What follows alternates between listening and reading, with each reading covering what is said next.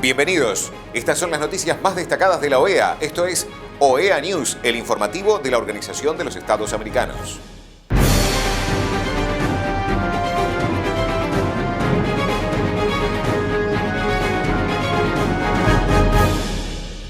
Es momento de compartir los títulos de las noticias más importantes que vamos a estar brindando a ustedes.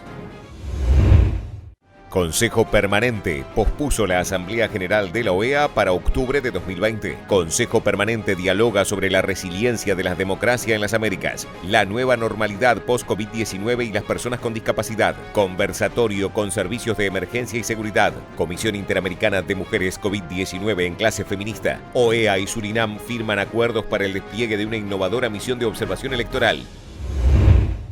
El Consejo Permanente de la Organización de los Estados Americanos aprobó por consenso y en sesión virtual la postergación hasta octubre de 2020 de su 50º periodo ordinario de sesiones de la Asamblea General en el marco de la pandemia del COVID-19. La Asamblea General es la reunión anual más importante de la OEA y tiene lugar a mediados de año. Pese a posponer el evento, el Consejo instaló la comisión preparatoria para que genere acuerdos sobre el tema de la Asamblea y otros aspectos relacionados con los preparativos para la reunión. El Consejo también encomendó a la Secretaría General presentar el programa presupuestal para OEA 2021, así como el nivel global presupuestario tentativo para el 2022 para ser discutido en la Asamblea General. Asimismo, el Consejo encargó a la Secretaría General preparar un plan de contingencia en caso de que sea necesario celebrar la Asamblea por medios virtuales, total o parcialmente. La fecha exacta de la Asamblea General será decidida por el Consejo al menos 60 días antes del mes de octubre.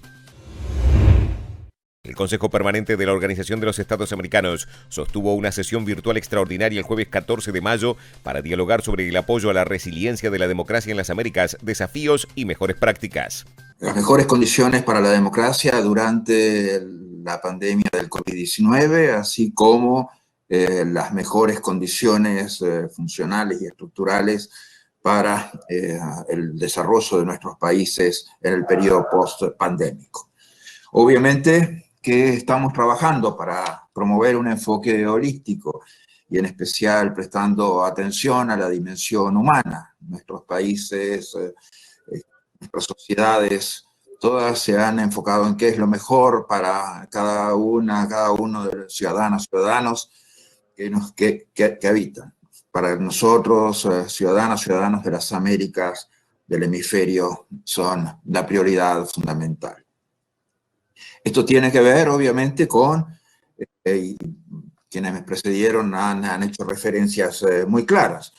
Esa dimensión humana es cómo cuidamos a cada persona, cómo evitamos que cada persona pueda ser contagiado, si tiene contagio pueda afectar a los demás. Obviamente hay también una dimensión social que, como señalaba Binet, en nuestro hemisferio tiene que ver con la pobreza, con la desigualdad, con la pobreza extrema. Obviamente que tenemos condiciones de vulnerabilidad y sensibilidades que son muy fuertes en nuestro hemisferio y que por lo tanto las dificultades son mucho más duras que para sociedades sociedades desarrolladas. Obviamente que tenemos que cuidar a todos, obviamente que tenemos que trabajar en aquellas variables estructurales de discriminación que siempre han existido, y esto es mujeres, adultos mayores, pueblos indígenas, afrodescendencias, todos deben ser protegidos, todas nos obligan a pensar para el futuro en otra dimensión de sistemas de cuidados nacionales y en otra dimensión en cómo esos sistemas de cuidado deben funcionar. Obviamente que la democracia tiene que ver con la participación política, pero esta dimensión social también nos vuelve a mostrar los gaps, las brechas tecnológicas existentes, lo cual muchas veces tiene que ver obviamente con condición social de pobreza o pobreza extrema, pero también muchas veces tiene que ver con brechas generacionales. Y tenemos que ver cómo cerramos cada una de esas brechas para hacer nuestras sociedades mejores y nuestros sistemas políticos más funcionales. tenemos que atender la vulnerabilidad que surge de la situación de la migración. La migración es uno de los sectores definitivamente más vulnerables en estos casos, porque los migrantes, la población migrante generalmente está más expuesta al hacinamiento, está más expuesta a no tener documentación que le permita acceder a sistemas de salud, a sistemas de cuidados. Y que eso definitivamente no es aceptable. Cada persona, cada migrante tiene los mismos derechos económicos, sociales, culturales, civiles, políticos que cualquier persona, que cualquier ciudadano o ciudadana en nuestro hemisferio. Tenemos que generar nuevas condiciones de fortaleza institucional. Las instituciones que tratan los temas políticos, sociales, económicos, los países tienen que ser definitivamente mucho más eficientes. Nuestros sistemas políticos se han visto afectados. Elecciones han tenido que ser pospuestas en función de la pandemia, han tenido que, obviamente, repensarse el ejercicio de determinados derechos que consideramos básicos en nuestras sociedades, como de libre circulación, como libertad de reunión, libertad de asociación.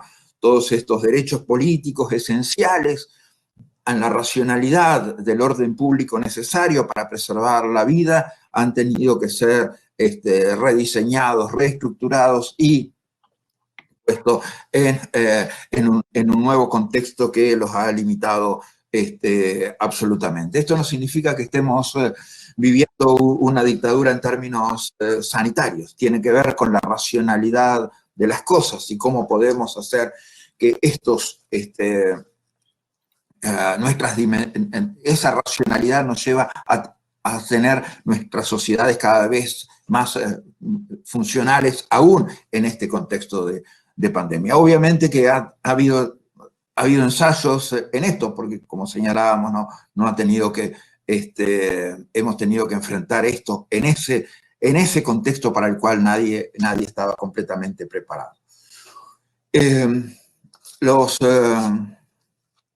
aspectos legales, los aspectos sociales, los aspectos organizativos que tienen que ver con los procesos electorales son claves. Obviamente que en otro marco nunca hubiera sido admisible una suspensión de un proceso electoral, pero ahora sí lo ha sido en función de la racionalidad que tienen las cosas, como el proceso electoral que continúa en función de la racionalidad que tiene la situación nacional, por ejemplo, en el caso de Surinam. Tenemos que buscar formas innovadoras, no podemos suspender derechos electorales indefinidamente. Tenemos que ver las mejores prácticas que ha funcionado. Se han desarrollado procesos electorales en Corea del Sur, obviamente hay diferencias y hay cosas que son más difíciles de atacar desde nuestra situación, pero tenemos que pensarlas, tenemos que ser innovadores y tenemos que buscar soluciones hacia el futuro, porque obviamente los contextos no permiten suspensión indefinida en términos electorales. La Secretaría de Acceso a Derechos y Equidad, a través de su Departamento de Inclusión Social, realizó el diálogo virtual La Nueva Normalidad Post-COVID-19 y las personas con discapacidad, en el que participaron expertas y expertos de la Organización de los Estados Americanos, la Organización de Naciones Unidas, de gobiernos de la región, del Comité de Seguimiento de la Convención Interamericana para la Eliminación de todas las formas de discriminación contra las personas con discapacidad y de la sociedad civil, quienes reflexionaron sobre los alcances de la pandemia más allá de las cuestiones de salud, desde una perspectiva de indivisibilidad e interdependencia de derechos, y analizaron los nuevos contextos políticos, sociales, económicos, culturales y humanos, con énfasis en respuestas colaborativas, interseccionales e inclusivas. El Departamento de Seguridad Pública de la Organización de los Estados Americanos realizó el segundo conversatorio con los servicios de emergencia y seguridad de la región, en el que se abordó cómo se están preparando los sistemas de emergencia y seguridad de la región para hacer frente a desastres naturales en tiempos del COVID-19. El conversatorio contó con presentaciones a cargo de expertos de primer nivel y de intervenciones por parte de algunos directores de los servicios de emergencia y seguridad. La Comisión Interamericana de Mujeres realizó una conversación de alto nivel sobre los impactos diferenciados que ha tenido el COVID-19 en las mujeres. Del conversatorio participaron Marta Lucía Ramírez, vicepresidenta de Colombia, Epsi Campbell, vicepresidenta de Costa Rica, Janet Camilo, presidenta de la CIM-OEA y ministra de la Mujer de República Dominicana, y Alejandra Mora Mora, secretaria ejecutiva de la CIM-OEA. La vicepresidenta de Costa Rica, Epsi Campbell, dijo que las experiencias de las mujeres en el contexto del COVID-19 nos estrellan contra abismales y estructurales desigualdades que enfrentamos en nuestro continente, y señaló que estos crudos escenarios nos convocan a pensar cómo organizar equitativamente la división del trabajo, la corresponsabilidad social del cuidado y cómo garantizar la protección de las mujeres, sus hijas e hijos de violencia machista. Construir entornos seguros solo es posible si se otorgan oportunidades de inclusión social igualitarias con el desarrollo de nuevas políticas públicas que cuentan con la visión femenina. La nueva normalidad deberá ser con igualdad de género, concluyó Campbell. Por invitación de la República de Surinam, la Organización de los Estados Americanos desplegará una innovadora misión de observación electoral para las elecciones generales que se celebrarán en el país el 25 de mayo de 2020. Para abordar los desafíos ocasionados por la pandemia de coronavirus, la OEA implementará un enfoque innovador para su trabajo de observación, utilizando tanto encuentros virtuales antes de su llegada a Paramaribo como reuniones en persona con los diferentes actores en el terreno. La misión estará integrada por 10 personas y dirigida por Gonzalo Conque, jefe de gabinete de la Secretaría General. Incluirá especialistas en organización y tecnología electoral, justicia electoral, financiamiento político electoral y la participación política de las mujeres. La misión de observación electoral realizará un análisis exhaustivo del proceso electoral de Surinam y hará un seguimiento a las recomendaciones realizadas en la misión de observación electoral de 2015. Los miembros del equipo se desplegarán el día de las elecciones para observar la votación desde la apertura de las urnas hasta la tabulación de los resultados. Reconociendo que Surinam actualmente no tiene casos de COVID-19, una circunstancia que ha permitido que las elecciones continúen según lo programado, la misión cumplirá con todas las medidas de precaución implementadas por el gobierno de Surinam con respecto al coronavirus, incluidas las pruebas de COVID-19 y cuarentena para todos los miembros a su llegada al país. Para garantizar la independencia y el funcionamiento efectivo de la misión, el secretario general de la OEA, Luis Almagro, y la representante permanente de Surinam ante la OEA, embajadora Niermala Bradicin, firmaron el acuerdo sobre privilegios e inmunidades de los observadores para las elecciones generales. Al firmar el acuerdo, la embajadora Bradicin reiteró el apego del gobierno de Surinam a la defensa de los principios democráticos y el Estado de Derecho. También subrayó el compromiso firme de su gobierno con el fortalecimiento de las instituciones democráticas, así como el compromiso de larga data de Surinam por fomentar la participación democrática a través de la participación popular secreta en procesos electorales transparentes. La embajadora Bradicin destacó el espíritu cívico ejemplar y la excelente reputación que Surinam ha demostrado con respecto a la organización de elecciones generales durante las últimas décadas. La representante permanente de Surinam informó que 17 partidos políticos participarán en las próximas elecciones para la Asamblea Nacional, los consejos regionales y los consejos de distrito. Aproximadamente 380.000 votantes en 10 distritos electorales emitirán sus votos. Finalmente, la embajadora Bradicin expresó el agradecimiento de su gobierno por las valiosas contribuciones financieras ofrecidas por los Estados miembros de la OEA y los observadores permanentes para el trabajo de la misión de observación electoral de la OEA. Por su parte, el secretario general Almagro observó que esta es la primera MOE iniciada y desplegada por la OEA desde que la pandemia COVID-19 fue declarada por la Organización Mundial de la Salud el 11 de marzo. Reconoció la destreza de los profesionales del Departamento de Cooperación y Observación Electoral de la OEA en el diseño de un enfoque que permita a la misión realizar su trabajo de observación de manera efectiva, al tiempo que salvaguarde la salud y la seguridad de los observadores de la OEA y de las personas con las que los miembros mantendrán reuniones en Surinam.